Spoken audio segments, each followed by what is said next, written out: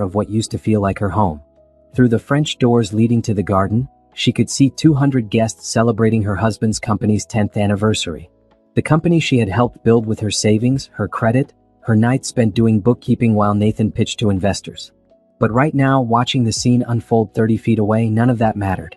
What mattered was the tall woman in the red dress standing next to Nathan, her hand possessively on his arm, her voice carrying across the manicured lawn with crystal clarity. "Oh, you want to know about Simone?" Gabrielle's laugh was sharp, cutting through the gentle music and polite conversation. "She's the wife. You know, the one who thinks she contributed something. Nathan says she used to help with filing or something back in the beginning. Isn't that sweet?" Simone watched as a circle of guests, people she had invited, people she had entertained in this very house, laughed along. Her feet seemed welded to the Italian tile. She had been in the kitchen checking on the catering, making sure everything was perfect for Nathan's big night, just like she always did. She had changed into her navy dress, the one Nathan said made her look professional, and had come out to join the party. And now this filing? A man's voice, someone from the investor group. "I thought she was a partner. On paper, maybe?" Gabrielle waved her hand dismissively, her diamond bracelet catching the light from the strand lights overhead. "But let's be real. Nathan built this empire. He's the visionary. He's the one who made the deals happen. Some people just ride coattails and act like they did something." Simone's eyes moved to Nathan. Her husband of 12 years stood there in his custom suit, the one she had picked out for him last month. He was smiling. Not uncomfortably. Not apologetically. He was smiling like Gabrielle had just told a harmless joke. He caught Simone's eye across the distance, and for a moment she thought he might say something. Might defend her. Might tell this woman who had been his assistant for 2 years that she was out of line. He looked away. That was when something inside Simone cracked. Not broke.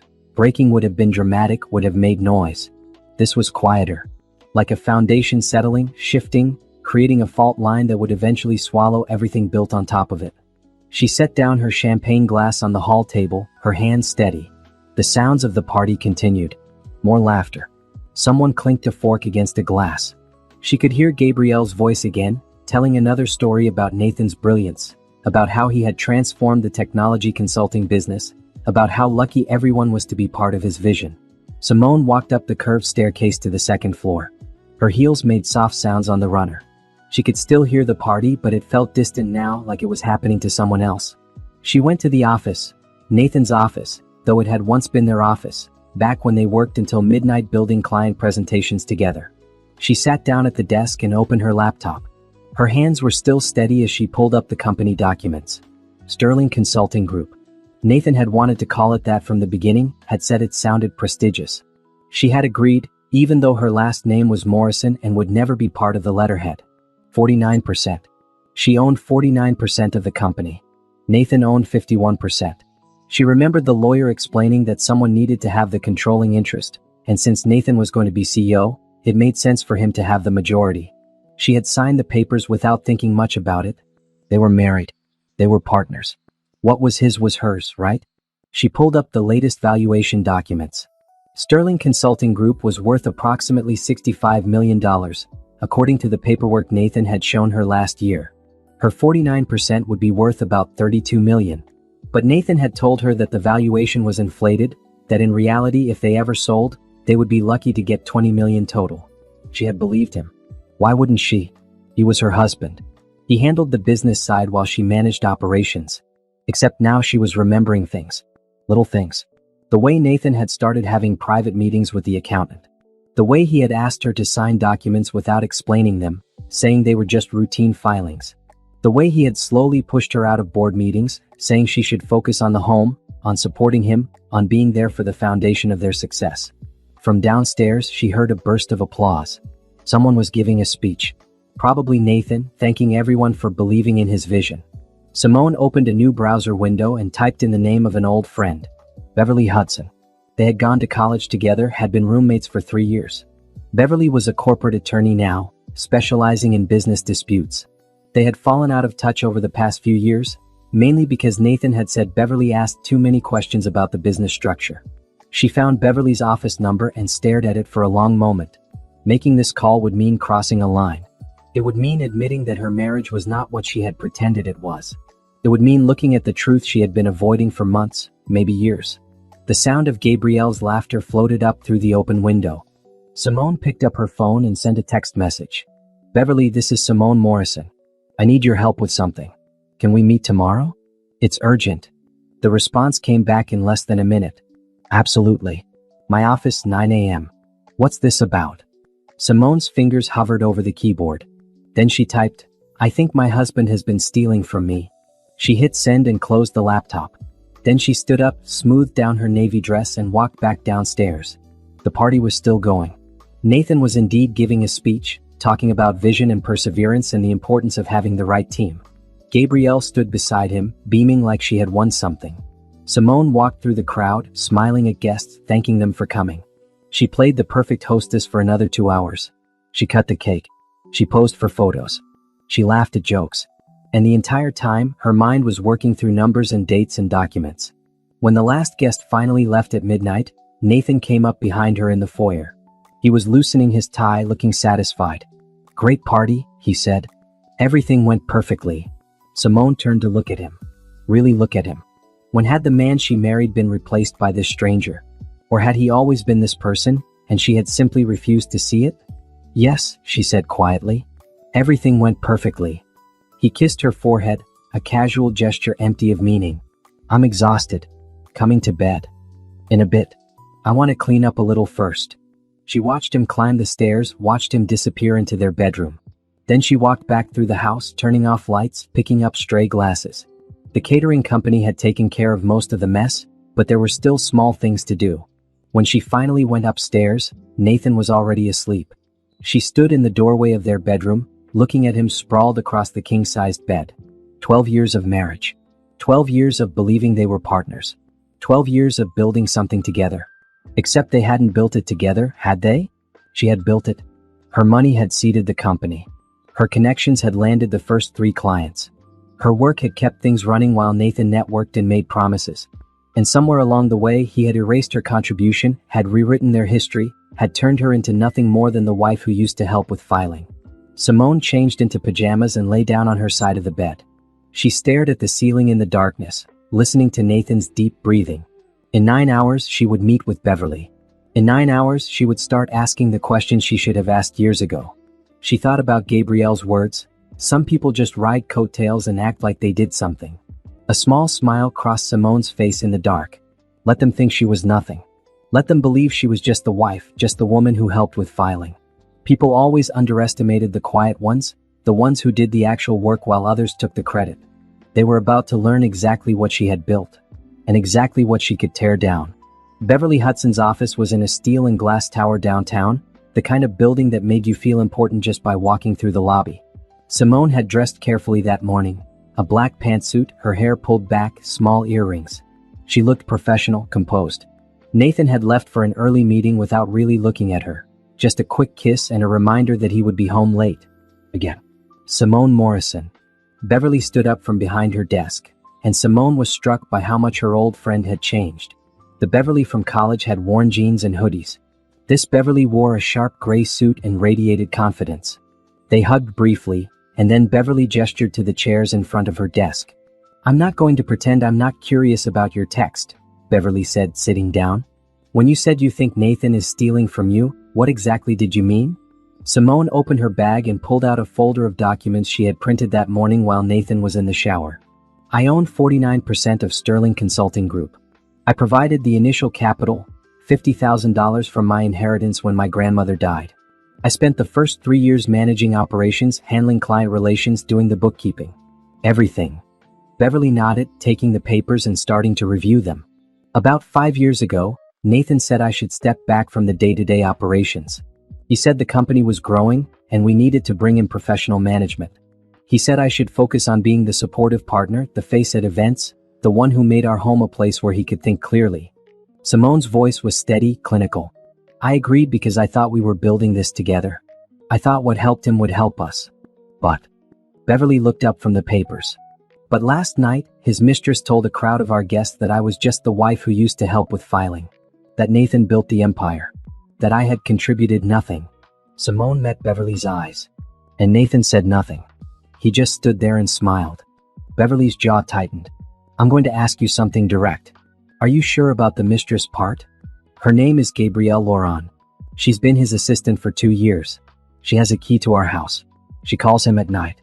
She wears jewelry I know I didn't buy. Simone pulled out her phone and showed Beverly a photo from last night's party. And she acts like she owns him in front of everyone.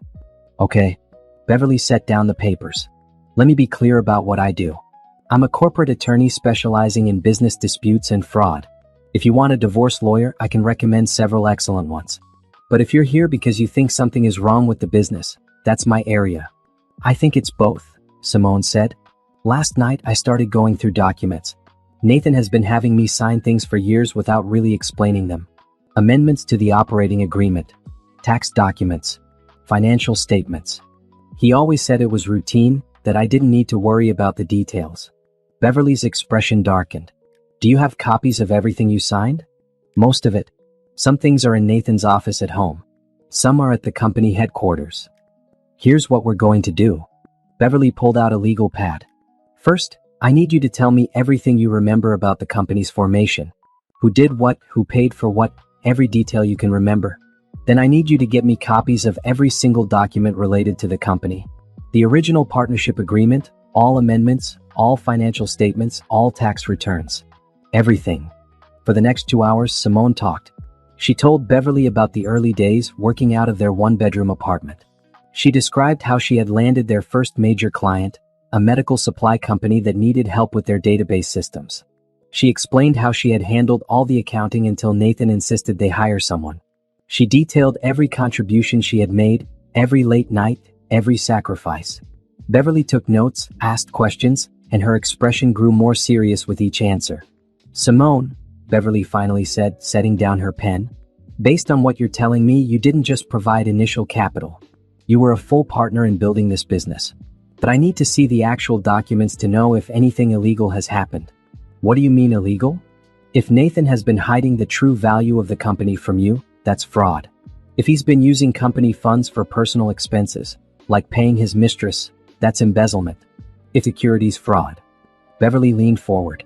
Any of those things would give you grounds not just for divorce but for criminal charges. Simone felt her stomach drop. I don't want him to go to jail. I just want what's fair. I understand. But you need to know what you're dealing with. Beverly pulled out a business card and handed it to Simone. This is Jerome Patterson. He's a business consultant who specializes in company valuations. I want you to meet with him this week. Don't tell Nathan. Jerome will help you understand what your stake is actually worth. Simone took the card, her hand trembling slightly. This was real. This was actually happening. One more thing, Beverly said. Starting today, don't sign anything else Nathan gives you without running it past me first. Not a birthday card, not a grocery list, nothing. And Simone, you need to be prepared for what we might find. Sometimes it's worse than you think. And sometimes it's better. Sometimes you discover you're richer and more powerful than anyone told you. Beverly smiled slightly. Let's find out which one you are. Simone left the office feeling like she was walking through fog. Everything looked the same streets, the same shops, the same sky, but nothing felt real. She drove home on autopilot, parked in the driveway, and sat in her car for 10 minutes before going inside. The house was empty. Nathan wouldn't be back until evening. Gabrielle was probably at the office, sitting at her desk outside Nathan's door, answering his calls, managing his schedule, living the life that should have been Simone's. She went upstairs to Nathan's office and started searching. The filing cabinet in the corner had a lock, but she knew where he kept the key, in a fake book on the shelf, something he thought was clever. She opened the cabinet and started pulling out files. There were folders marked Financials, Confidential, and Legal, Do Not Distribute, and Valuation Reports, Private. Her heart was pounding as she spread them across the desk. She pulled out her phone and started taking photos of every page. One document caught her eye. It was a valuation report from 6 months ago. Sterling Consulting Group was worth $82 million, not $65 million like Nathan had told her. Her 49% would be worth over $40 million. $40 million. She read the number 3 times to make sure she wasn't making a mistake. There was more. She found emails between Nathan and the company accountant discussing ways to minimize the. She found receipts for jewelry purchased through the company accounts, jewelry she had never seen. She found a lease agreement for a condo downtown, a place she had never heard of. By the time she heard Nathan's car in the driveway at 7 o'clock, she had photographed over 200 pages of documents and carefully returned everything to its place. She was in the kitchen making dinner when he walked in. "Something smells good," he said, kissing her cheek. "Chicken and rice," she said, stirring the pot. "How was your day?" "Long. We're close to finalizing that big contract with Westfield Technologies. 50 million over 3 years. It's going to change everything." 50 million. The number hung in the air between them. Simone wondered if Nathan had any idea that she knew the company was worth far more than he had claimed. That she knew about the condo. That she knew about everything. "That's wonderful," she said, smiling at him. "You've worked so hard for this." He squeezed her shoulder. "We've worked hard. This is for both of us." The lie came so easily to him. She watched him pour a glass of wine, watched him loosen his tie, watched him settle into the life he had built on top of her buried contributions. "I'm going to take a shower before dinner," he said. "Give me 15 minutes?"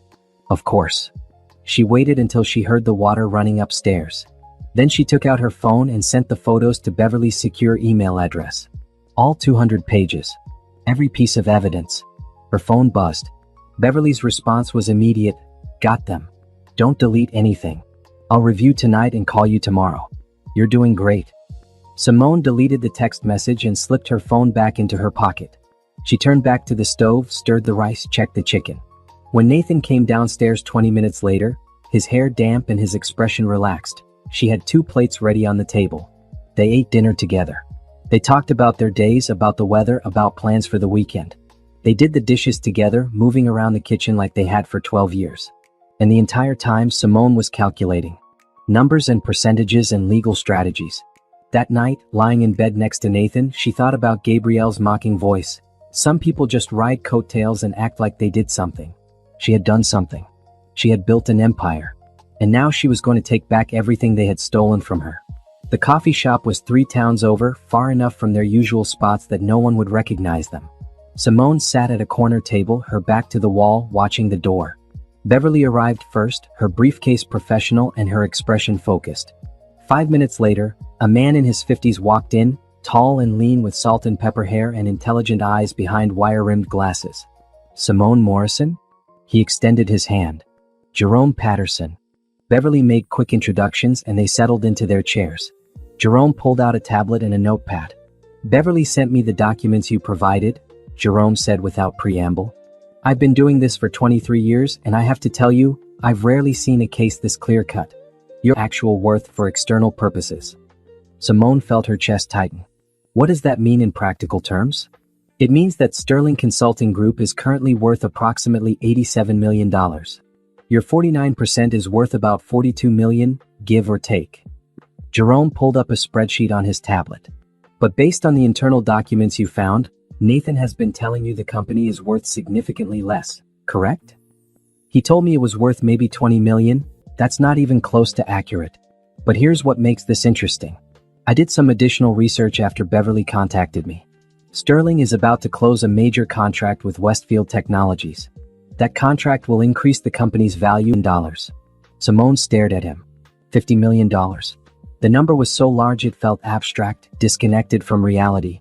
"There's more," Beverly said, pulling out her own file. "The payments to Gabrielle Laurent.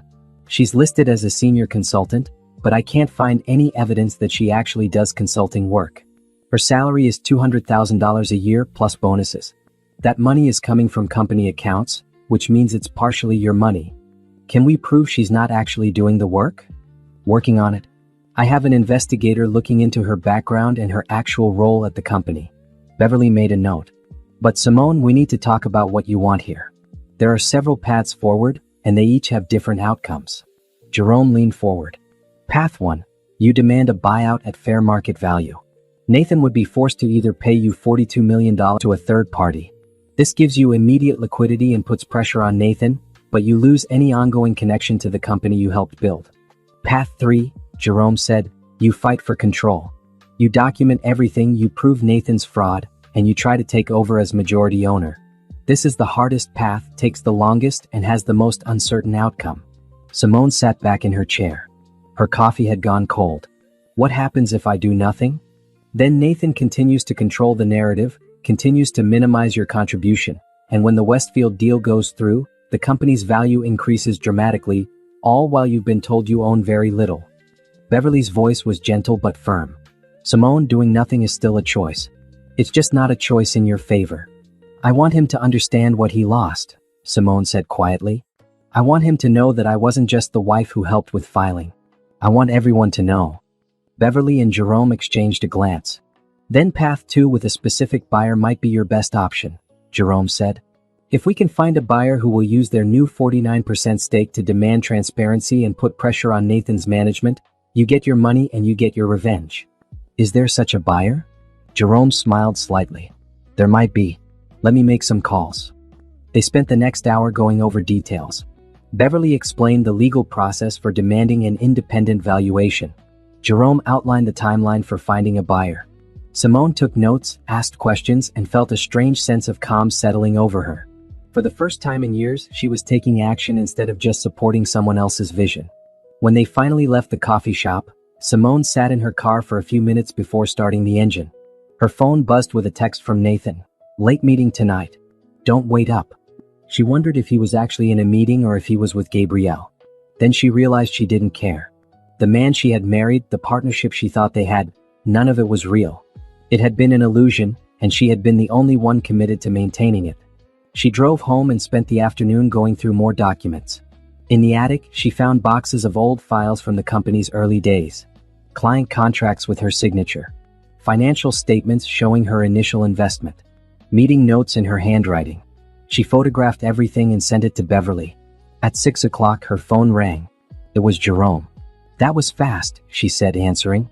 I made some calls, Jerome said, and she could hear the satisfaction in his voice. There's a company called Westfield Technologies. They're the ones about to sign the big contract with Sterling. Their CEO, Harrison Colby, is very interested in diversifying his vendor relationships. Specifically, he's interested in having Harrison is a smart businessman. He can see that Sterling has been mismanaged, and he thinks with proper oversight, it could be worth even more. Jerome paused. He's willing to pay premium value. $45 million for your 49%, plus a 3-year consulting contract at $200,000 a year. Simone did the math in her head. $45 million plus $600,000 over 3 years. $45.6 million total.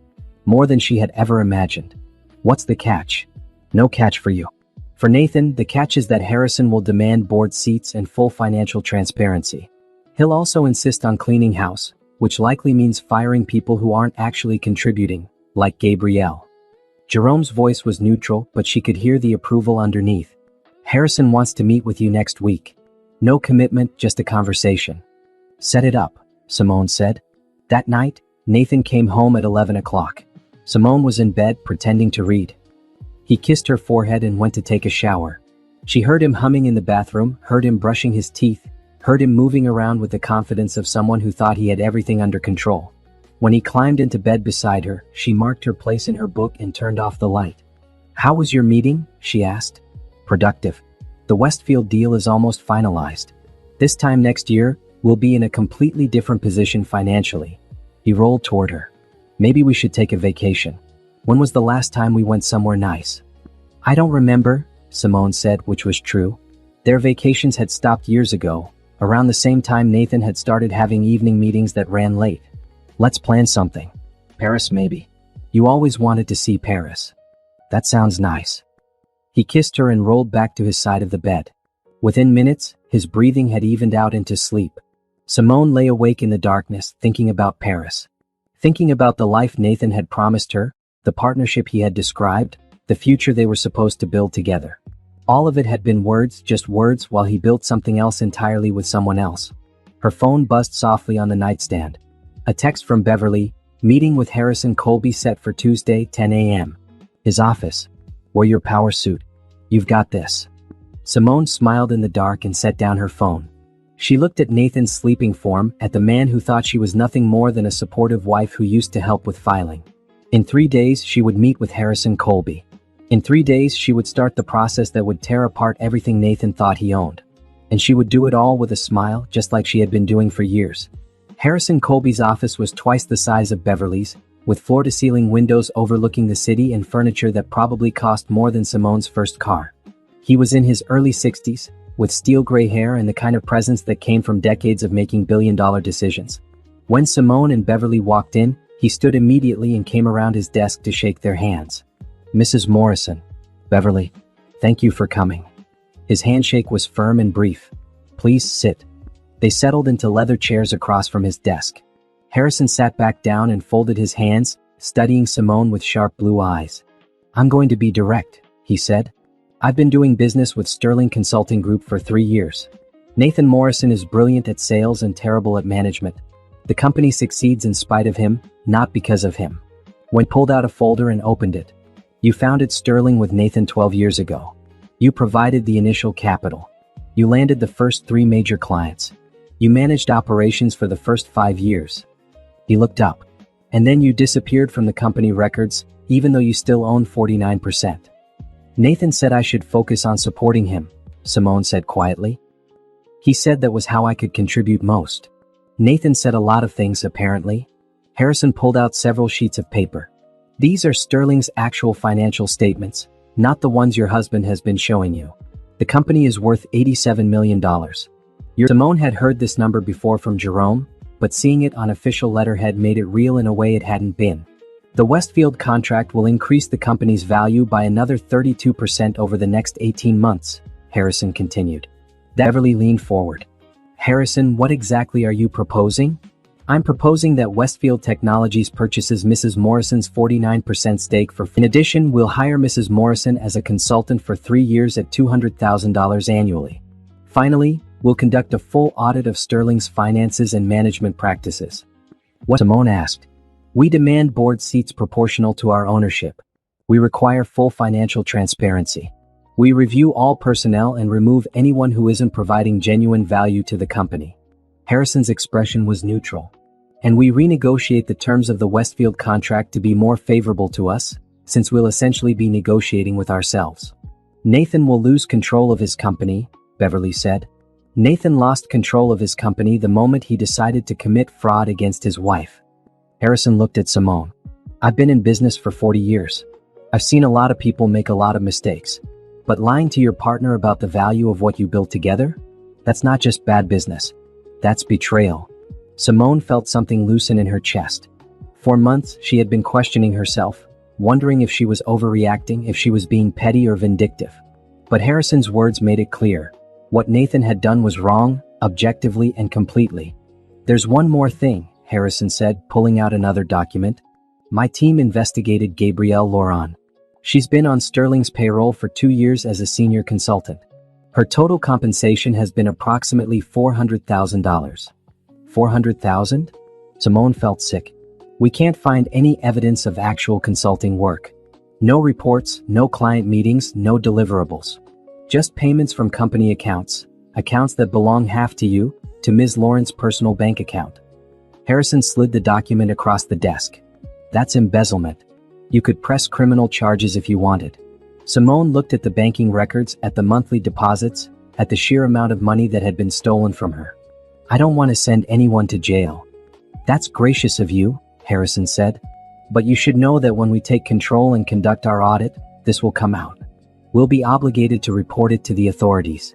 "That's their problem, not Simone's," Beverly said firmly. "If they broke the law, they deal with the consequences." Harrison nodded. "Exactly. So here's my offer, Mrs. Morrison. With your dignity intact and your future secure. Sterling becomes Westfield's problem and you start fresh." "What's your timeline?" Beverly asked. "Fast. The Westfield contract with Sterling is scheduled to be signed in 3 weeks. If from a position of strength." Simone looked at Beverly, who gave her a small nod. "I need to think about it," Simone said. "Of course. Take 48 hours. But Mrs. Morrison?" Harrison's voice was gentle. "I've read the documents. I've seen the evidence. Your husband has been stealing from you for years. The only question is whether you're going to let him get away with it." They left Harrison's office and went to Beverly's car. Neither of them spoke until they were out of the parking garage. $45 million, Beverly finally said. Plus 600,000. Plus you get to watch Nathan's face when he realizes what's happened. "Is that petty?" Simone asked, wanting to see his reaction. "It's human." Beverly pulled into traffic. "You loved him. You trusted him. He betrayed you in every possible way. Wanting him to understand what he lost isn't petty. It's justice. Simone stared out the window at the passing buildings. What if I'm making a mistake? What if there's an explanation I'm not seeing? Then give him a chance to explain. Beverly glanced at her. Go home. Tell Nathan you know everything. See what he says. If he has a good explanation, if he can somehow justify lying to you for years and paying his mistress with your money, then maybe this is all a misunderstanding. But they both knew there was no good explanation. There was no justification that would make any of this acceptable. Simone went home that afternoon and found Nathan in his office on a video call. She waited downstairs until she heard him end the meeting. Then she went up, knocked on the door frame. Hey, she said. Do you have a minute? Sure. He spun around in his chair, smiling at her. What's up? She stood in the doorway looking at him. The man she had married. The man she had trusted with everything. How much is Sterling worth? She asked. His smile faltered slightly. Why do you ask? Just curious. You said something about the Westfield deal changing our financial position. I was wondering what that meant. Nathan's expression smoothed out. Well, it's hard to say exactly. Company valuations are complicated. But I'd estimate we're worth maybe 30 million? You had given him a chance. She had asked a direct question. And he had lied to her face. Okay, she said calmly. That sounds great. Why the sudden interest in finances? No reason. Just thinking about the future. She smiled at him. I'll let you get back to work. She walked downstairs, took out her phone, and texted Beverly, I'm ready. Call Harrison. Let's do this. The response came back immediately. I'll set up the paperwork. This will be over soon. Simone sat down on the couch in the living room. Through the window, she could see the garden where Nathan's party had been held, where Gabrielle had humiliated her, where her husband had stood by and smiled. She thought about calling Nathan downstairs, confronting him with everything she knew. But what would be the point? He would deny it or minimize it or somehow make her feel like she was the problem. That's what he had been doing for years, so smoothly she hadn't even realized it was happening. No. She wouldn't give him the chance to talk his way out of this. She wouldn't give him the opportunity to manipulate her one more time. She would sign the papers, take the money, and disappear from his life. And when he finally understood what he had lost, when his company was being audited and his mistress was being investigated and his lies were all coming to light, she would be somewhere far away, building a new life. Her phone buzzed. A text from an unknown number. She almost deleted it, then saw the preview. Mrs. Morrison, this is Harrison Colby. Beverly gave me your number. The paperwork will be ready by Friday. Looking forward to working with you. Simone typed back, thank you. I'm looking forward to it too. She sent the message and then blocked Nathan's access to her location on her phone, something she probably should have done months ago. Small steps. Small preparations. By the time Nathan realized what was happening, it would be too late to stop it. Upstairs, she heard him laugh at something on his computer. The sound drifted down the stairs, carefree and confident. Enjoy it while it lasts, she thought. Everything is about to change. Beverly filed the lawsuit on a Friday morning. By Friday afternoon, it was everywhere. Simone was at a hotel 20 miles away when her phone started buzzing. She had moved out the night before while Nathan was at a late meeting. She had taken her clothes, her personal items, her laptop, and all the documents she had hidden in various places around the house. She had left a note on the kitchen counter. I know everything. My lawyer will be in touch. Now, sitting in her hotel room with coffee and her laptop, she watched the news break. Beverly had timed it perfectly. The lawsuit alleged fraud, embezzlement, and breach of fiduciary duty. It named Nathan Morrison and Gabrielle Laurent as defendants. It demanded an independent audit of Sterling Consulting Group and a full accounting of all company finances. The business press picked it up immediately. Tech consulting firm faces fraud allegations, read one headline. Wife sues husband for stealing millions, read another. By noon, there were cameras outside Sterling's offices. By 2 o'clock, Nathan's lawyer had issued a statement calling the allegations baseless and vindictive. Simone's phone rang. Nathan. She declined the call. It rang again. Declined. A text message. What are you doing? Call me now. She blocked his number. Another call, this time from an unknown number. She answered cautiously. Mrs. Morrison? A woman's voice, professional. This is Diane Chin from Business Week. I was hoping to ask you a few questions about all questions should go through my attorney, Beverly Hudson. Just one question. The lawsuit alleges your husband has been systematically defrauding you for years. Do you have evidence to support this? Miss Chin, I appreciate your interest, but as I said, all questions go through my attorney. Have a good day. She hung up and turned off her phone. The media attention was expected. Beverly had warned her it would happen, but actually experiencing it was overwhelming. There was a knock on her hotel room door. She looked through the peephole and saw Beverly standing there with takeout bags. I figured you wouldn't feel like going out, Beverly said when Simone opened the door. Thai food okay? They sat at the small table by the window, eating pad thai and watching the news coverage on Simone's laptop. Nathan's lawyer gave a statement, Beverly said. He's claiming you're bitter about marital problems and you're trying to destroy the company out of spite. Predictable. Also predictable, 3 of Sterling's board members have called for an emergency meeting. The Westfield contract signing has been delayed pending resolution of the lawsuit. Beverly took a bite of spring roll. And Gabrielle Laurent has hired her own lawyer. She has. Separate from Nathan. Which suggests she's worried about the embezzlement charges. Beverly pulled out her phone and showed Simone an email. Her lawyer sent this to me an hour ago. She's claiming she provided legitimate consulting services and has documentation to prove it. Does she? We'll find out. But Simone, here's what you need to understand. This is going to get ugly. Nathan is going to say terrible things about you. His lawyer is going to dig into your personal life. The press is going to take sides. Some people are going to think you're a gold digger who's trying to steal from your husband.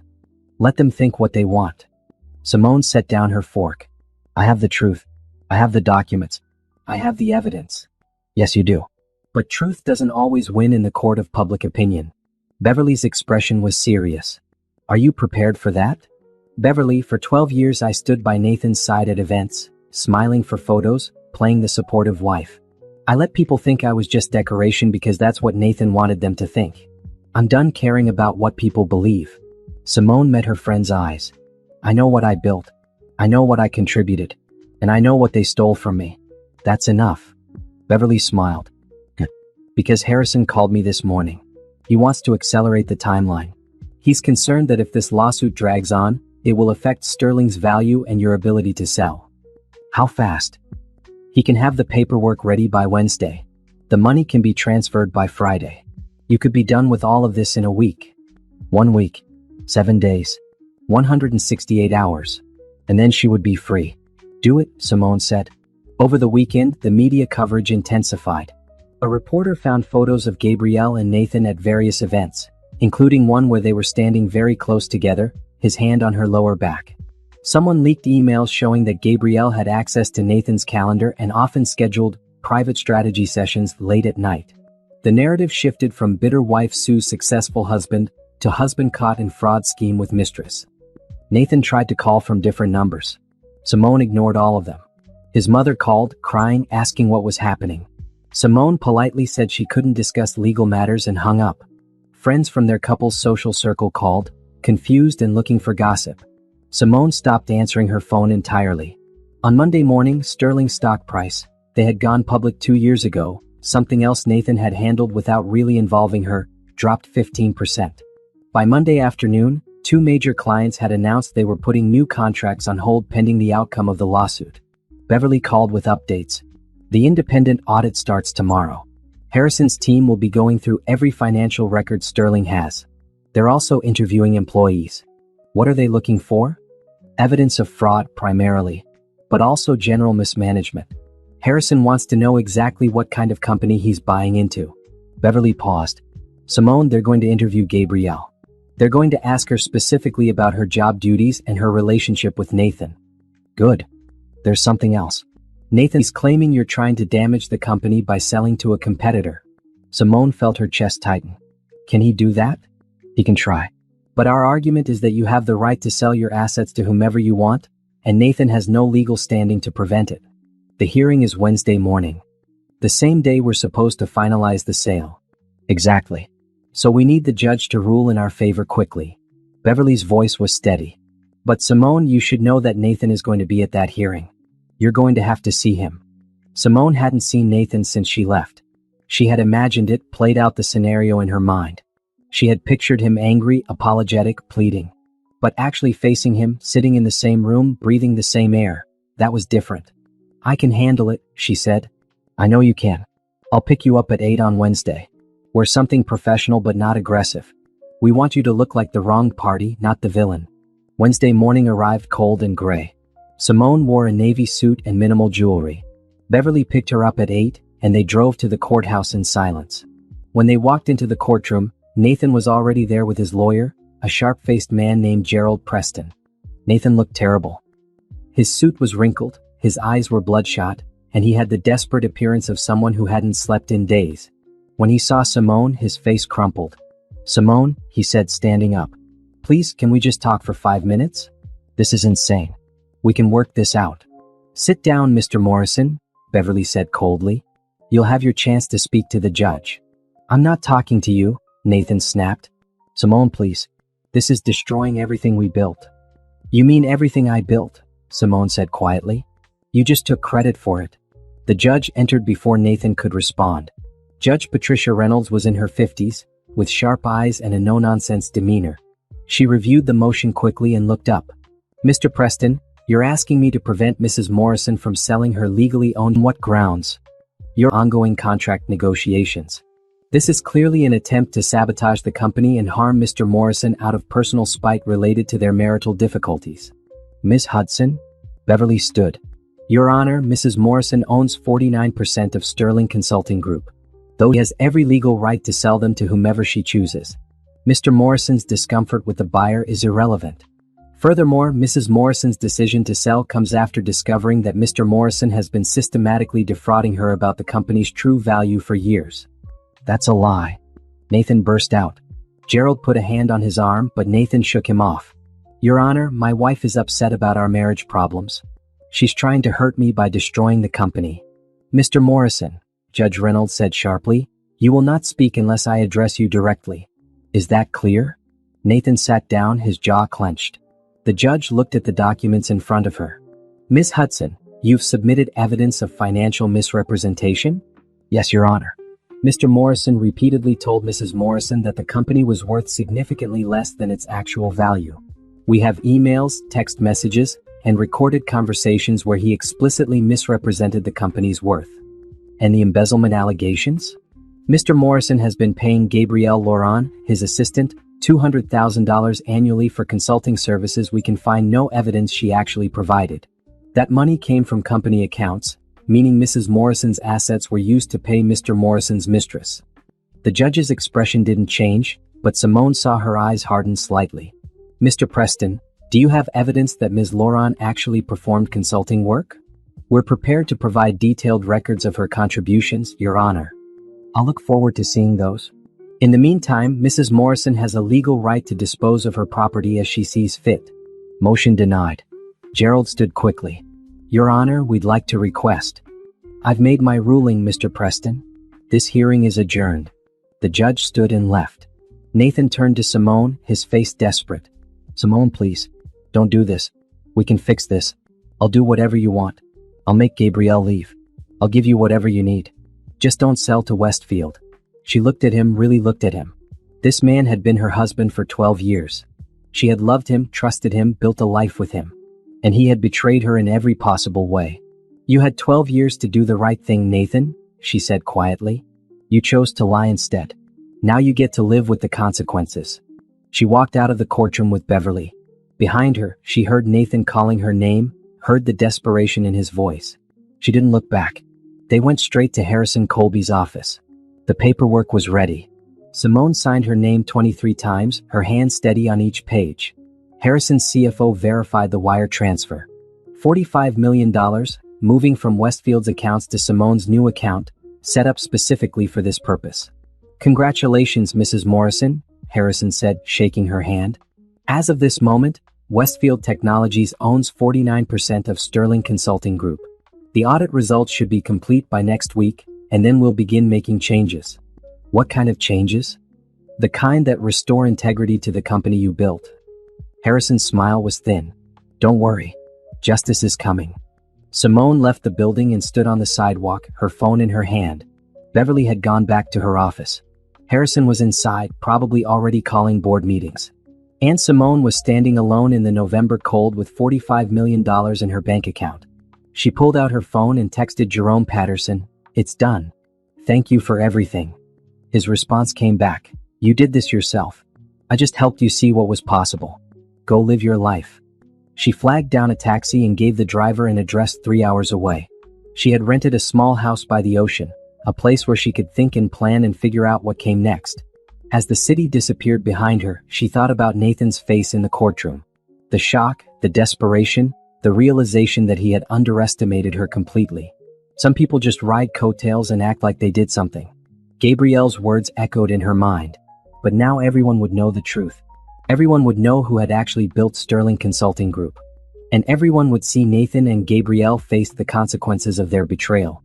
The taxi drove on, carrying her toward the ocean and toward whatever came next. For the first time in years, Simone felt free.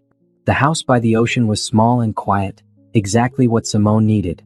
She spent the first 2 days doing nothing but sleeping, eating, and sitting on the deck watching the waves. Her phone stayed off most of the time. When she did turn it on, there were hundreds of messages, most from numbers she didn't recognize. Reporters, friends, business contacts, all wanting to know her side of the story. She ignored them all except for 2 people, Beverly and Jerome. On the 3rd day, Beverly called with news. The audit is complete. Simone sat up straighter on her deck chair. That was fast. Harrison's team is efficient. And they didn't like what they found. Beverly's voice was grim. Sterling Consulting Group has been hemorrhaging money for 2 years. Nathan's spending on company accounts includes over $800,000 to Gabrielle Laurent, a company car for his personal use, a corporate condo he's been using for personal purposes, business trips that weren't business-related, and about $40,000 in jewelry purchases. $800,000 to Gabrielle? The $200,000 annual salary plus bonuses, gifts, and travel expenses. All charged to the company. All coming partially from your money. Beverly paused. There's more. Nathan has been using company funds to make investments in other ventures without board approval. He's also been manipulating the quarterly financial reports to hide losses. How much? Sterling isn't worth $87 million like we thought. After all the mismanagement and hidden losses, it's worth about $70 million, which means you sold at the perfect time. Another few months and the value would have dropped significantly. Simone closed her eyes. $70 million. She had owned 49% of a $70 million company, and Nathan had told her it was worth $20 million. What happens now? Harrison is calling an emergency board meeting for next week. He's going to present the audit results and demand Nathan's resignation as CEO. He's also going to recommend criminal charges against both Nathan and Gabrielle for embezzlement and fraud. Beverly's voice softened. Simone, are you okay with this? With the criminal charges? They stole from me, Beverly.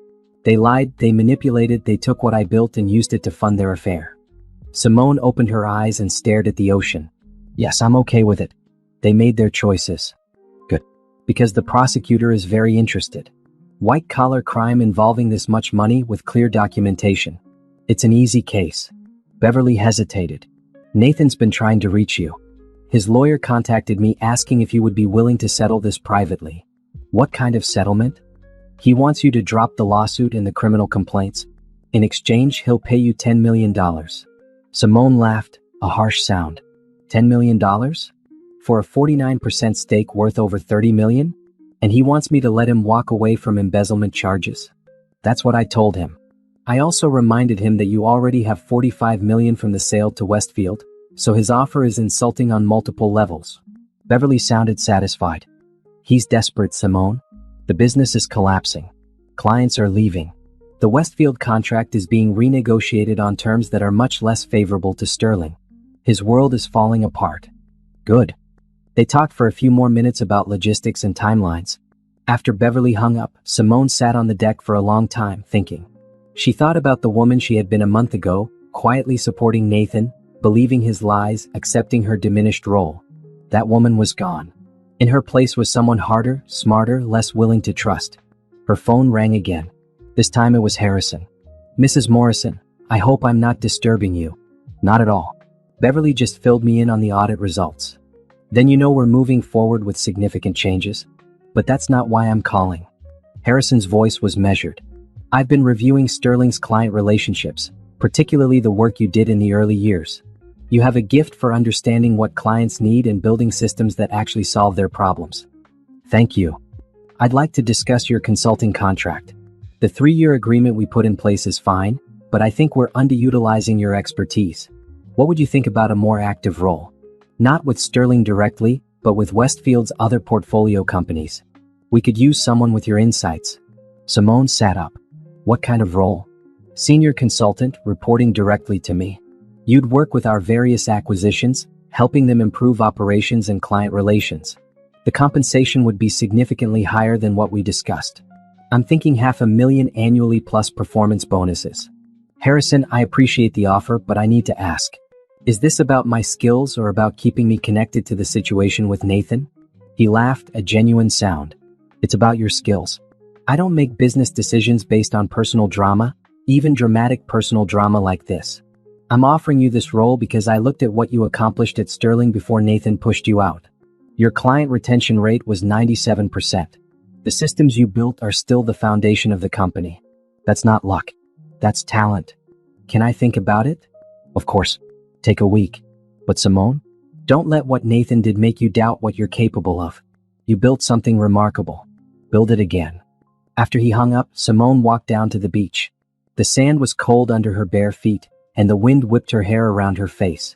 She stood at the water's edge and thought about Harrison's offer. She could take the money from the sale and retire. $45 million was enough to live comfortably for the rest of her life. She could travel, pursue hobbies, never work another day. She could disappear. Or she could prove that Sterling's success had been because of her, not in spite of her. She could show everyone that the quiet woman who helped with filing was actually the foundation that held everything together. Her phone buzzed with a text from an unknown number. She almost deleted it, then saw the preview. Simone, it's Nathan. Please, we need to talk. I'm losing everything. She stared at the message. Part of her, a small part that remembered loving him, felt sympathy. He was losing everything. His company, his reputation, his future. All of it was crumbling because of his own choices, but it was still crumbling. Then she remembered Gabrielle's mocking voice. She remembered 12 years of being diminished. She remembered every time Nathan had said, "Trust me," while lying to her face. She deleted the message and blocked the number. That evening, she called Beverly. I want to move forward with everything. The criminal charges, the lawsuit, all of it. Are you sure? Completely. And Beverly? Harrison offered me a consulting role with Westfield. I'm going to take it. Good for you. Beverly's approval was clear.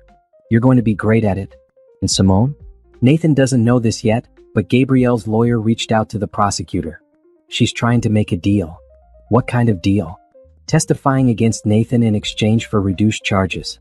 She's claiming he manipulated her, that she didn't know what she was doing was wrong, that she was just following his instructions. Beverly's voice dripped with contempt. She's trying to save herself by throwing him under the bus. Simone should have felt satisfaction at this news. The woman who had humiliated her was now betraying the man she had helped destroy a marriage for. But instead she felt nothing. Gabrielle and Nathan deserved each other. Let them fight over the scraps of what they had destroyed. Keep me updated, Simone said. But honestly, what they do to each other doesn't matter to me anymore. I'm moving forward. That's the right attitude. Oh, one more thing. The press has been asking for interviews. Any interest? No. Let the facts speak for themselves. After they hung up, Simone made dinner and sat on the deck watching the sunset. She thought about what came next. The consulting role with Westfield. Rebuilding her professional reputation. Creating a life that was entirely her own, with no one to diminish or undermine her. Her phone rang one more time that night. A video call from a number she didn't recognize. She almost declined it, then something made her answer. Nathan's face appeared on the screen. He looked even worse than he had in the courtroom. His hair was uncombed, his eyes were red, and he was clearly in his office late at night. Simone, thank God. I've been trying to reach you for days. I have nothing to say to you, Nathan. Please just listen. This is all a huge misunderstanding. The audit, the finances, Gabrielle, it's not what you think. Really? Then explain it to me. Explain how you accidentally paid your mistress $800,000 of company money. Explain how you accidentally lied to me about the company's value for years. I'm listening. He ran his hand through his hair. I was trying to protect you. You didn't need to worry about the complicated financial stuff. I was handling it. By stealing from me? I wasn't stealing. It was our company. Our money. Except you made sure to take the majority of it and hide the rest from me. Simone's voice was cold. Nathan, I'm done listening to your excuses. I've heard them all before. You're going to tell me I'm overreacting, that I'm being emotional, that I'm destroying everything we built. But we both know the truth. I built it. You just took credit. That's not true. But his voice lacked conviction. The audit says otherwise. The financial records say otherwise. The evidence says otherwise. She leaned closer to the camera. You had 12 years to be honest with me. 12 years to be a real partner. You chose to lie instead. Now you get to live with the consequences. Simone, they're going to arrest me. Do you understand that? The prosecutor wants to charge me with fraud. I could go to prison. Then you should have thought about that before you committed fraud. How can you be so cold? I'm your husband. No, Nathan. You stopped being my husband the moment you decided Gabrielle was more important than our marriage. You stopped being my partner the moment you decided to steal from me. Now you're just a criminal who's about to face justice. She paused. And for what it's worth, Gabrielle's lawyer called the prosecutor. She's turning on you to save herself. I hope it was worth it. His face went pale. She's what? Testifying against you. Apparently, she's claiming you manipulated her, that she was just following your instructions. The woman you destroyed your marriage for is throwing you under the bus. Simone smiled without humor. Goodbye, Nathan. She ended the call and blocked the number. Then she turned off her phone completely and went to bed. She slept better that night than she had in years. The conference room. Simone had returned to the city the day before and was staying in a suite at a downtown hotel. She had more of her things. Everything she needed she could buy new. The conference room was full of lawyers and accountants, all there to verify the final paperwork. Harrison sat at the head of the table, looking satisfied. Beverly sat next to Simone, her briefcase open and her legal pad covered in notes. This is the final transfer agreement, Harrison's lawyer said, sliding documents across the table. Mrs. Morrison is selling her 49% stake in Sterling Consulting Group to Westfield Technologies for $45 million. The funds have already been transferred to Mrs. Morrison's account. This paperwork makes it official. Simone signed her name one last time. It felt surreal watching her signature make the sale real. 12 years of work, 12 years of building something she believed in, gone with a stroke of a pen. But in its place, freedom, security, justice. Congratulations, Harrison said, shaking her hand. You're now a very wealthy woman. Thank you for making this possible. I should be thanking you. Westfield now owns 49% of a very profitable company, once we clean out the corruption. Harrison's expression hardened. Speaking of which, the board meeting is this afternoon. I'm going to present the audit results and demand Nathan's immediate resignation. Will he go quietly? He doesn't have a choice. The evidence of fraud is overwhelming. If he tries to fight, we'll force him out and pursue criminal charges more aggressively. Harrison pulled out a folder. I also want to show you something. He opened the folder and spread out several documents. Financial projections, client contracts, strategic plans. This is what Sterling could be worth in 3 years with proper management. We're looking at a $150 million valuation. Your 49% would have been worth over $70 million if Nathan hadn't been actively destroying the company. Simone stared at the numbers. $70 million. I know it's painful to see, Harrison said gently, but I want you to understand the magnitude of what was done to you. Nathan didn't just lie about the current value. He actively sabotaged the company's potential to keep you from realizing what you were worth. Why would he do that? Control. Beverly spoke up. As long as you believed the company was worth less, as long as you believed you had contributed less, he had all the power. The moment you understood your true value, he lost that control. Simone thought about all the times Nathan had told her not to worry about the finances, that he would handle it. All the times he had dismissed her questions or made her feel stupid for asking. It hadn't been about protecting her. It had been about keeping her ignorant. What happens to Nathan now? She asked. That's up to him, Harrison said. If he resigns quietly and cooperates with the restructuring, we might be willing to let him walk away with a small severance. If he fights, we destroy him. And Gabrielle? Her consulting contract is terminated effective immediately. We're also filing charges for embezzlement. Her lawyer can try to make a deal with the prosecutor, but that's not our concern. Harrison closed the folder. The important thing is that Sterling is now under new management, and we're going to rebuild it into what it should have been all along. The meeting ended, and Simone left with Beverly. They went to lunch at a quiet restaurant, neither of them speaking much. The reality of what had happened was still sinking in. How does it feel? Beverly finally asked. To be done with it? Strange, Simone admitted. For 12 years, that company was my life. Even after Nathan pushed me out, it was still there in the background. Now it's just gone. But you have $45 million and a new consulting contract with Westfield. That's not nothing. I know. It's just, I keep thinking about what Harrison said. About how Nathan actively sabotaged the company to keep me from understanding my worth.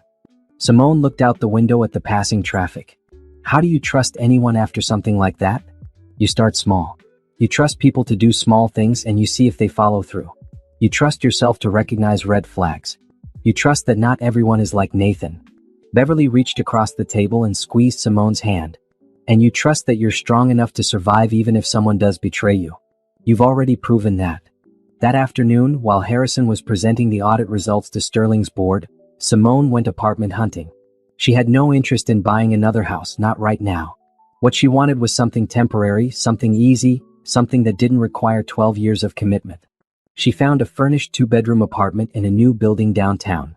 Floor-to-ceiling windows, modern kitchen, simple clean lines. Nothing that would remind her of who she used to be.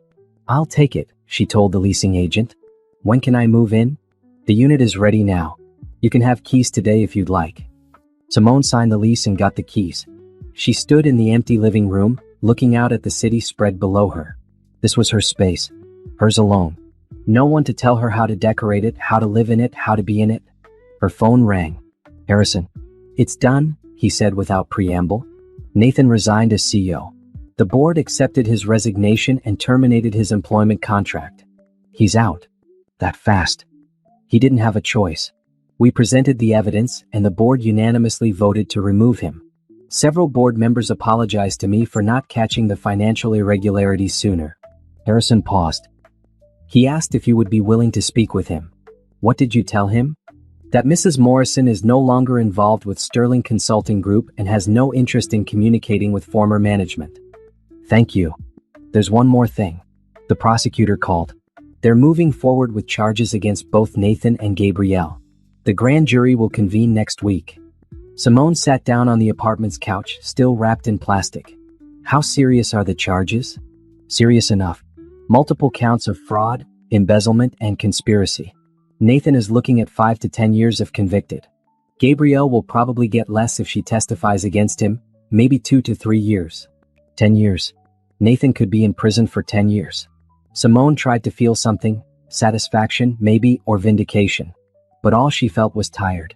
Keep me informed, she said. But Harrison, I don't want to be involved in the prosecution. I've given my statement and my evidence. Beyond that, it's up to the legal system. Understood. And Simone? The consulting contract. Have you thought about my offer? I have. My answer is yes. When do you want me to start? How about next month? That gives you time to settle into your new place and recover from all of this. Harrison's voice was warm. Welcome, glad to have you. After he hung up, Simone ordered furniture online. A bed, a couch, a dining table, everything she would need to make the apartment livable. She chose simple pieces, modern and clean. No history, no memories. That evening, she got a call from Jerome Patterson. I heard the sale went through. Congratulations. Thank you, Jerome. I couldn't have done this without your help. Yes, you could have. You just didn't realize it yet. He paused. Simone, I work with a lot of people in situations like yours. Business partners who get cheated, spouses who get stolen from people who trust the wrong person. Most of them come to me too late, when the damage is already done and can't be fixed. You came to me at exactly the right moment. I got lucky. No, you got smart. You saw the warning signs and you acted on them. That takes courage. It doesn't feel like courage. It feels like survival. Sometimes that's the same thing. Jerome's voice was kind. Listen, I know you're about to start a new consulting role with Westfield. But when you're ready, I'd like to talk to you about working together on some cases. People like you, people who have been through this, you understand things that I never will. You could help others who are in the same situation. Helping people escape fraud? Helping people recognize their own worth. Teaching them to see the red flags.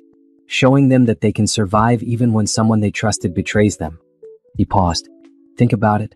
No pressure. But you have a gift for this, Simone. You could save people years of pain. After they hung up, Simone sat in her empty apartment and thought about Jerome's words. Helping others who were being cheated and lied to.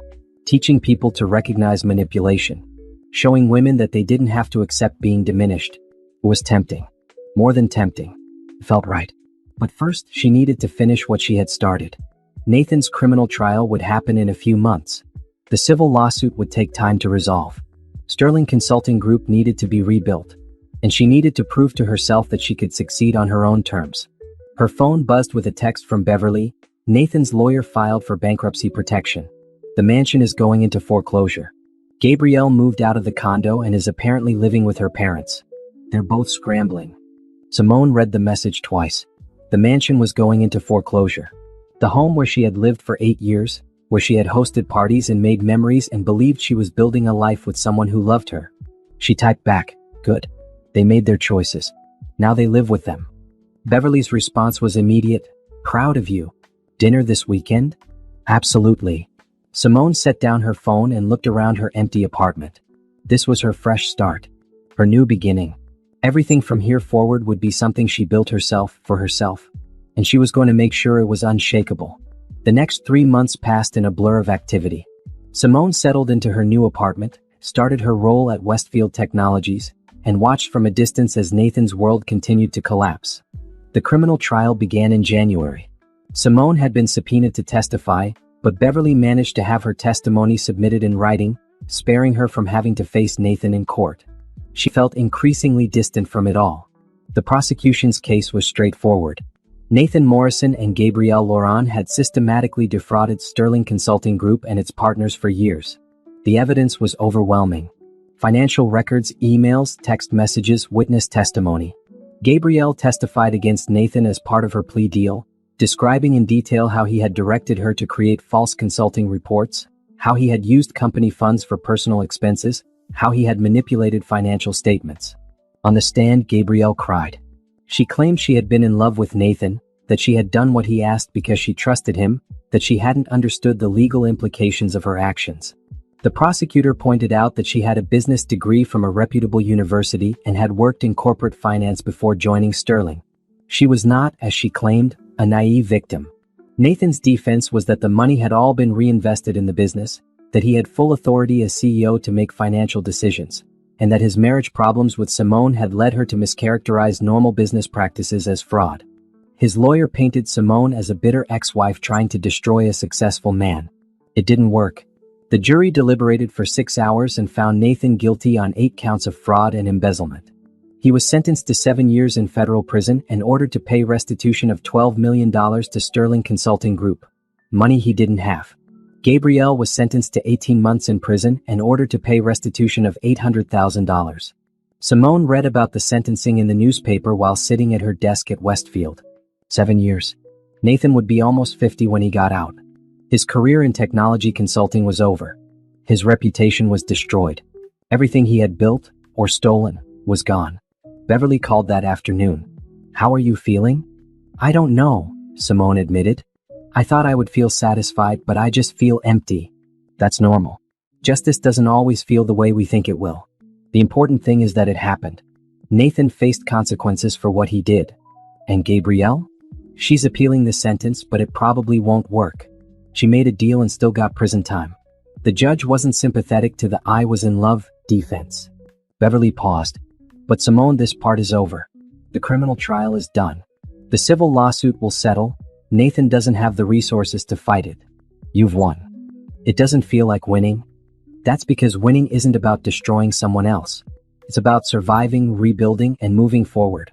And you're doing all three." After Beverly hung up, Simone turned back to her computer. She was working on a project for one of Westfield's portfolio companies, analyzing their client retention strategies. It was satisfying work, using her skills to solve real problems. Harrison had been right, she was good at this. Her phone buzzed with an email. The subject line read, "From Nathan Morrison." She almost deleted it without reading. Then curiosity got the better of her. "Simone, I know you probably don't want to hear from me. I know I have no right to ask you for anything. But I'm going to prison in 2 weeks, and I need you to know that I'm sorry. I was wrong about everything. I was stupid and selfish, and I destroyed the best thing in my life. You deserved better than what I gave you. You deserved honesty and partnership and respect. I don't expect you to forgive me. I just wanted you to know that I finally understand what I lost. I hope you find happiness, real happiness, with someone who appreciates you the way you deserve. I'm sorry. Simone read the email 3 times. It was probably sincere. Nathan had lost everything. He was about to spend 7 years in prison. He had finally hit the bottom and was looking up at everything he had destroyed. She typed a response. Nathan, I appreciate the apology. I hope you use your time in prison to become a better person. But I want you to understand something. I didn't destroy your life. You did. Every choice you made, every lie you told, every time you chose Gabrielle over me, those were your decisions. You could have been honest at any point. You could have treated me with respect. You chose not to. These are the consequences of your choices. I've moved on and I'm building a life I'm proud of. I hope someday you can do the same. Goodbye. She sent the email and then blocked his address. She didn't need closure from Nathan. She didn't need his apology or his regrets. She had already closed that chapter of her life. That weekend, Simone met Beverly for dinner at a new restaurant downtown. They ordered wine and appetizers and talked about everything except Nathan and the trial. So tell me about the consulting work, Beverly said. Are you enjoying it? I am. It's challenging in ways I haven't experienced before. Harrison gives me real problems to solve, not just busy work. And people actually listen to my recommendations. As they should. You're brilliant at what you do. I'm also thinking about Jerome's offer. About helping other people in similar situations. That could be incredible. You have unique insight into how these fraud schemes work. Beverly leaned forward. What would that look like? I'm not sure yet. Maybe consulting with divorce lawyers, helping them identify financial manipulation. Maybe speaking at business conferences about partnership agreements and protecting yourself. Maybe even writing a book. Simone smiled. I have time to figure it out. You do. And Simone, I'm proud of you. A few months ago, you were standing in my office, afraid to even acknowledge what was happening. Now look at you. I had good help. You had the courage to ask for help. That's different. They talked for another hour, making plans for a trip to Paris in the spring. Simone had always wanted to go, and now she could afford it. She could afford anything she wanted. On her way home, Simone walked through the city streets, enjoying the cold February air. She passed couples holding hands, families getting dinner, people living their normal lives. She wondered if any of them were hiding the kind of secrets Nathan had hidden. If any of them were manipulating their partners the way she had been manipulated. She hoped not. She hoped most people were honest and kind and treated their partners with respect. But she knew some weren't. And she thought about Jerome's words, you could help others who are in the same situation. Maybe she would. Maybe that would be the next chapter. Turning her pain into purpose. Using what she had learned to protect others. When she got home, there was a package waiting at her door. Inside was a book, The Confidence Game, Why We Fall for It, Every Time by Maria Konnikova. A note from Jerome was tucked inside. Thought you might find this interesting. People who have been conned often have the best instincts for spotting cons. You're one of the lucky ones, you figured it out in time. Simone made tea and settled onto her couch with the book. She read for hours, recognizing patterns, seeing the psychology behind manipulation, understanding how Nathan had played on her trust and her desire to believe in their partnership. It wasn't her fault. She hadn't been stupid or weak or naive. She had been human. She had trusted someone she loved. That was normal. What Nathan had done was the abnormal part. By midnight, she had finished half the book and filled a notebook with thoughts and ideas. She could do something with this. She could help people understand that being manipulated didn't mean you were stupid. It meant someone had systematically targeted your good qualities, your trust, your loyalty, your desire to believe the best in people. She sent an email to Jerome. I want to take you up on your offer. Let's talk about how we can work together to help people spot financial manipulation before it's too late. His response came back within minutes. I was hoping you'd say that. Let's meet next week and discuss the details. This is going to be amazing. Simone closed her laptop and looked around her apartment. The furniture she had chosen, the life she was building, the future she was creating. It was all hers. No one could take it away. No one could diminish it. No one could claim they had done it for her. She thought about Gabrielle's mocking voice at the party. Some people just ride coattails and act like they did something. She had done something. She had built a company from nothing. She had recognized when she was being stolen from. She had fought back and won. And now she was going to use what she had learned to help others do the same. That wasn't riding coattails. That was building an empire. 6 months after the trial ended, Simone's life had transformed in ways she never could have imagined. She woke up each morning in her apartment overlooking the city, made coffee in her quiet kitchen, and planned her day around work she actually cared about. The consulting role with Westfield had evolved. Harrison had been so impressed with her work that he had given her increasingly complex assignments, including helping to restructure Sterling Consulting Group. The irony wasn't lost on her. She was now fixing the company she had helped create, cleaning up the mess Nathan had made. Sterling was thriving under new management. The clients who had left during the scandal had come back. The Westfield contract had been renegotiated on better terms. The company was now worth $90 million and growing. Simone's old 49% stake would have been worth over $44 million, more than she had sold it for, but she didn't regret the sale. She had gotten out at the right time, before the stress and the drama and the endless legal battles would have consumed her. She had also started working with Jerome Patterson on what they were calling the Partnership Project. They consulted with people who suspected their business partners or spouses were defrauding them, helping them gather evidence and understand their options. They gave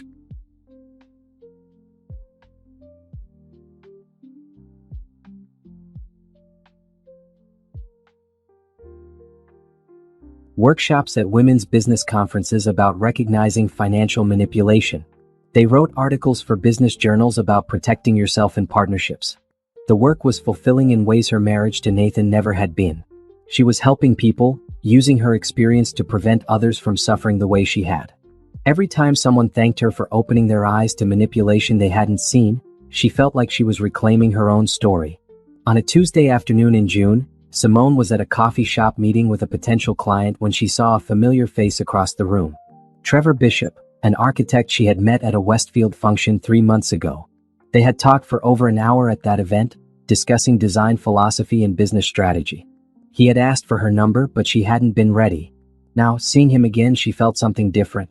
Not the desperate need she had felt with Nathan in the early days, not the anxious desire to please. Just interest, curiosity, a quiet awareness that this was someone worth knowing better. He saw her and smiled, walking over to her table. Simone Morrison. I was hoping I'd run into you again. Trevor Bishop. How are you? Good. Just finished a design meeting. He gestured to the empty chair at her table. Do you have a minute? Or are you waiting for someone? I have a few minutes. He sat down and they talked easily. He asked about her work and she found herself telling him about the partnership project, about helping people recognize when they were being manipulated. He listened with genuine interest, asking thoughtful questions. That's incredible work, he said. Using your own experience to help others. That takes courage. Or stubbornness. I'm not always sure which. She smiled. What about you? Are you working on anything interesting? A community center in the North Side. Sustainable design, built to serve the neighborhood for generations. His face lit up when he talked about it. I've always believed architecture should serve people, not ego. Too many buildings are about making the architect famous rather than actually meeting community needs. They talked for 30 minutes, until Simone's next meeting reminder buzzed on her phone. I should go, she said reluctantly. But Trevor, this was nice. It was. Can I take you to dinner sometime? Actual dinner, not just running into each other. Simone hesitated. She had been on a few dates over the past months, but nothing serious. She had been focused on her work, on rebuilding her life, on proving to herself that she didn't need a relationship to be complete. But Trevor was different. He listened. He asked questions. He seemed genuinely interested in her work, not threatened by it. I'd like that, she said. They exchanged numbers and she left feeling lighter than she had in years. That evening, Beverly called. I have news. Nathan's serving his sentence at a minimum security federal prison in Pennsylvania. He's been assigned to work in the prison library. How do you know this? I have contacts. I thought you might want to know where he is in case you were worried about him getting out and showing up. I'm not worried. Nathan made his choices. Where he is now is his problem. Simone paused. What about Gabrielle? She's at a women's facility in Ohio. From what I hear, she's not adjusting well. Turns out prison isn't like working as an executive assistant. Beverly, can I ask you something? Do you think I'm a bad person for not feeling sorry for them? Not even a little bit. They stole from you, lied to you, and humiliated you. The fact that you're not actively trying to make their lives worse shows remarkable restraint. Beverly's voice was warm. Simone, you're allowed to move on. You're allowed to be happy. You don't owe them sympathy. I know. It's just, Sometimes I think about Nathan in prison and I remember the man I married. The one I thought he was. That man never existed. He was a version of Nathan he performed for you. The real Nathan is the one who stole from you and lied to you and chose his mistress over his wife. Beverly paused. Have you talked to Jerome's therapist referral? The one who specializes in betrayal trauma? I have. I've been seeing her once a week. It helps. Good. Because Simone, what happened to you was traumatic. Recognizing that doesn't make you weak. It makes you honest.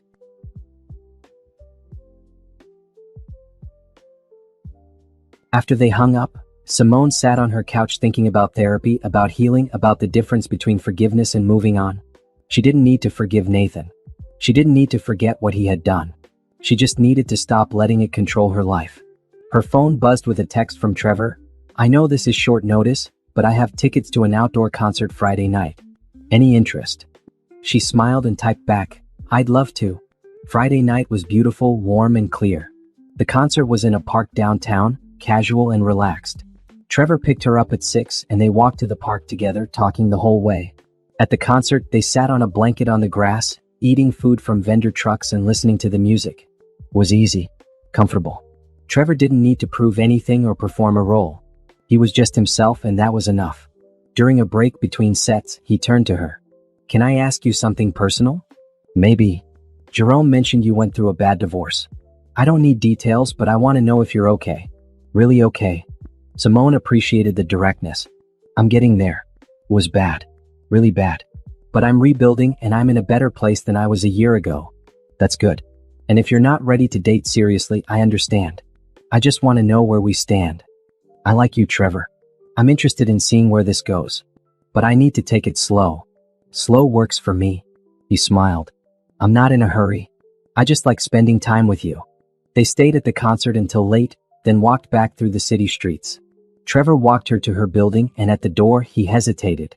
I'd like to kiss you, he said. But only if you want me to. She appreciated that too. The asking. The respect. I'd like that. He kissed her, gentle and brief, then stepped back. Good night, Simone. Good night. She went upstairs to her apartment, feeling something she hadn't felt in years. Hope. Not desperate hope. Not the anxious hope of trying to make a bad relationship work. Just quiet confidence that good things were possible. Over the next few months, she and Trevor dated steadily. He met Beverly and Jerome and Harrison. She met his sister and his college friends. They went to museums and restaurants and movies. They talked about everything. Her work, his work, their past, their dreams for the future. Trevor never pressured her for more than she was ready to give. He never made her feel like she owed him anything. He respected her boundaries and her need to take things slow. And slowly, Simone realized she was happy. Actually happy. Not performing happiness for someone else, not pretending everything was fine. Really, genuinely happy. One evening in September, almost a year after she had left Nathan, she and Trevor were having dinner at her apartment. She had cooked, something she rarely did anymore, and they were sitting on her couch, finishing the wine. I need to tell you something, she said. About my ex-husband. Okay. He's in prison. For fraud. He stole from the company we built together, he lied to me for years, and he was having an affair with his assistant. She watched Trevor's face, looking for judgment or pity. I got my money and my freedom, but I lost 12 years of my life to someone who didn't value me. Trevor was quiet for a moment, processing. That's a lot to carry, he finally said. How are you dealing with it? Therapy. Or focusing on building something new. She met his eyes. I'm telling you because I want you to understand where I'm coming from. Why I need to take things slow. Why trust is hard for me. I appreciate you telling me. Trevor reached for her hand. Simone, I'm not Nathan. I'm not going to lie to you or manipulate you or make you feel like you're less than you are. I see you, all of you, and I like what I see. You don't think I'm damaged? I think you're strong. You survived something that would have destroyed a lot of people, and you're using it to help others. That's not damaged. That's remarkable.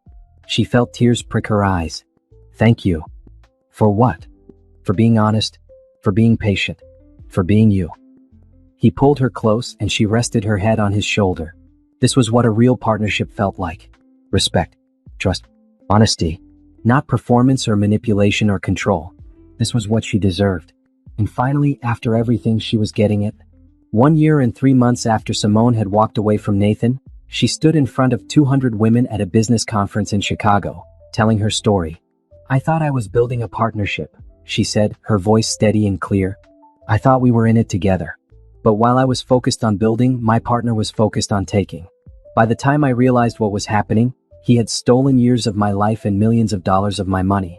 The women in the audience were silent, leaning forward, hanging on every word. "But here's what I want you to understand. What happened to me wasn't unique. Financial manipulation in partnerships, business partnerships, romantic partnerships, any kind of partnership, is common. The tactics are predictable. Minimizing your contributions, hiding the true value of assets, making you feel stupid for asking questions, gradually isolating you from financial decisions." She clicked to the next slide. The good news is that if the tactics are predictable, they're also preventable. For the next hour, Simone walked through the warning signs, the protective strategies, the legal tools available.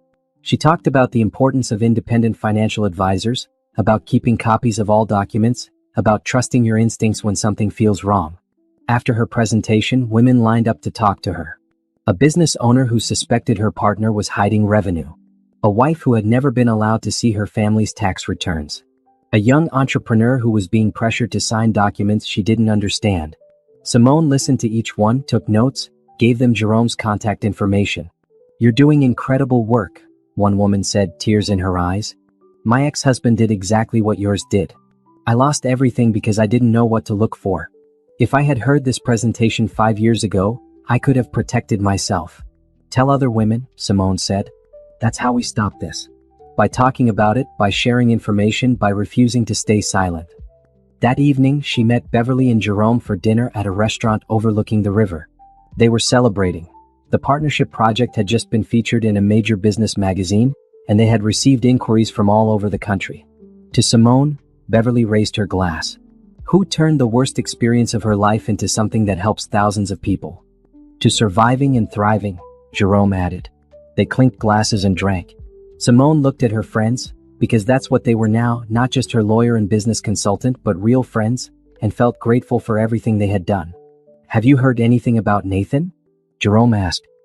"He's up for early release next month," Beverly said. "Good behavior. He served 20 months of his 7-year sentence." 20 months. Simone felt a flash of anger. "That's all?" "The federal system works differently. With good behavior and the fact that he's in minimum security, he was always going to serve less than the full sentence." Beverly's voice was gentle. "But Simone, he still lost everything. His reputation, his career, his freedom. He'll be a convicted felon for the rest of his life." "I know. It's just, 20 months doesn't seem like enough for what he did." "The real punishment isn't the prison time," Jerome said. "It's everything else. He can't work in consulting again. He can't get a business loan. He'll struggle to find employment. He's paying restitution he can't afford. His life is effectively over career-wise." Simone knew they were right. Nathan had lost everything that mattered to him. The question was whether he had learned anything from it. "What about Gabrielle?" she asked. "Released 2 months ago. Last I heard, she moved back in with her parents and is working at a retail store." Beverly shrugged. "She's 34 years old with a criminal record and no career prospects. That's its own kind of punishment." They finished dinner and walked along the river, enjoying the October evening. Simone thought about Nathan and Gabrielle, about the choices they had made and the consequences they were living with. She should have felt satisfaction, but mostly she just felt distant from it all. It was like reading about strangers in the newspaper. Her phone buzzed with a text from Trevor. "How did the presentation go?" She smiled and typed back, "Great. Lots of interest. Drinks with Beverly and Jerome now. Home by 10. Perfect. I'll have dessert waiting." Beverly saw her expression. "Things are good with Trevor?" "Really good. He's been nothing but supportive and respectful." Simone put her phone away. "I think I might actually be falling for him." "That's wonderful." Beverly squeezed her arm. "You deserve happiness, Simone. You deserve someone who sees your value and treats you accordingly." "I know. It's just taken me a while to believe it." They said goodnight and Simone drove home. When she walked into her apartment, Trevor was there. She had given him a key 3 months ago, with plates of chocolate cake from her favorite bakery. "Tell me about the presentation," he said, pulling her into a hug. She described the conference, the women she had talked to, the impact she could see her work having. Trevor listened with genuine interest, asking questions, celebrating her successes. "I'm proud of you," he said. "What you're doing matters. You're changing lives. It feels good. Better than I expected. Because you're using your pain for something positive. That takes strength." They ate cake and talked about Trevor's latest project, a school renovation that was incorporating sustainable design principles. He was passionate about his work in the same way she was passionate about hers. They supported each other without competing. It was the partnership she had always thought she had with Nathan, but this time it was real. Later that night, lying in bed next to Trevor, Simone thought about the past year. She thought about the scared woman who had stood in Beverly's office, afraid to admit what was happening. She thought about the moment at the party when Gabrielle had humiliated her and Nathan had said nothing. Years of her life. All of it had led her here. To this moment. To this apartment. To this person sleeping peacefully beside her. To this life she had built entirely on her own terms. Her phone lit up with an email notification. She almost ignored it, then saw the sender. Nathan Morrison. Against her better judgment, she opened it. "Simone, I'm being released next week. I wanted to let you know so you wouldn't be surprised if you hear about it. I'm moving to another state, starting over.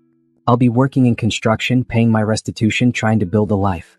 I don't expect to see you or hear from you. I just wanted to say one more time that I'm sorry for everything I did. You were right. I destroyed everything good in my life because I was selfish and stupid. I hope you're happy. You deserve it." Simone read the email twice, then deleted it. She felt nothing. No anger, no satisfaction, no pity. Just emptiness where he used to be. Trevor stirred beside her. "Everything okay?" "Yeah, everything's fine." She set down her phone and curled into Trevor's warmth. Tomorrow she had meetings with 3 potential partnership project clients. Next week she was flying to Seattle to give another presentation. Next month she and Trevor were finally taking that trip to Paris. She thought about Gabrielle's mocking words one more time. Some people just ride coattails and act like they did something. She had done something. She had survived. She had fought back. She had won. And now she was helping others do the same. That wasn't riding coattails. That was triumph. 6 months later, on a Saturday morning in April, Simone woke up to find Trevor making breakfast in her kitchen. They had spent the night talking about the future, about possibly moving in together, about what the next chapter of their lives might look like. "Morning," he said, kissing her cheek. "Coffee's ready." She poured herself a cup and sat at the counter, watching him cook. This was domestic bliss, but without the performative aspect her marriage to Nathan had always had. This was real. "I have something to show you," Trevor said, pulling out his phone. He showed her a photograph of a house. Not a mansion, but a beautiful craftsman-style home with a garden and big windows. "It's lovely. Are you designing something similar?" "No. I'm thinking of buying it." He met her eyes. "With you. If you're interested." Simone felt her heart race. "That's a big step." "I know. And if you're not ready, that's fine. We can wait." Trevor set down the phone. "But Simone, I love you. I want to build a life with you. A real partnership where we both contribute and both benefit. Where we're honest with each other. Where we respect each other's work and dreams." "I love you too," she said, the words coming easier than she expected. "And yes, let's look at the house." They spent that afternoon at the property, walking through the rooms, imagining how they would use the space. Trevor pointed out architectural details. Simone pictured her office, a place where she could work on partnership project cases. They talked about hosting dinner parties, about having a garden, about building a home that was truly theirs. "I have one condition," Simone said as they stood in the backyard. "Everything has to be in both our names. 50-50. No majority owner, no controlling interest. Real partners. I wouldn't have it any other way." They bought the house and spent the summer moving in, making it their own. Simone's apartment had been her recovery space, the place where she learned to be alone and like it. This house was her future space, where she would build something new with someone who valued her. In August, the partnership project expanded. They hired 2 additional consultants, both women who had survived financial manipulation. They opened an office downtown. They were contacted by 3 universities about developing educational programs. In September, Simone got a call from a literary agent. "I read your article in Forbes about recognizing financial manipulation in partnerships. Have you thought about writing a book?" She had thought about it. She had pages of notes, stories from clients, strategies for protection. "I'm interested," she said. "Great. Let's talk about what that might look like." 6 months later, Simone signed a book deal. The Silent Theft, How to Recognize and Prevent Financial Manipulation in Partnerships, would be published the following year. Beverly hosted a celebration dinner at her house. All of Simone's people were there. Trevor, Jerome, Harrison, even some of the women she had helped through the partnership project. They raised their glasses and celebrated not just the book deal, but everything Simone had accomplished. 2 years ago, you walked into my office scared and unsure, Beverly said in her toast. Look at you now. Author, consultant, businesswoman. You took the worst thing that ever happened to you and turned it into a force for good. I had help, Simone said, looking around the room. I couldn't have done any of this alone. But you did do it, Jerome said. We helped, but you made the hard choices. You fought back. You built this life.